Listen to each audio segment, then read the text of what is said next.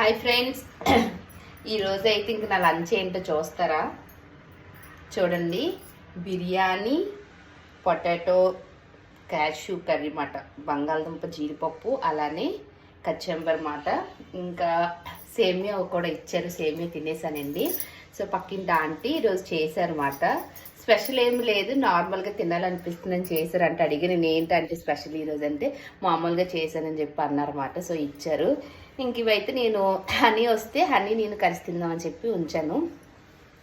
నాకు ఇలాగ మా పాప కోసం ఎవరైనా ఏదైనా ఇస్తే తనకి బిర్యానీ అంటే ఇష్టం మాట.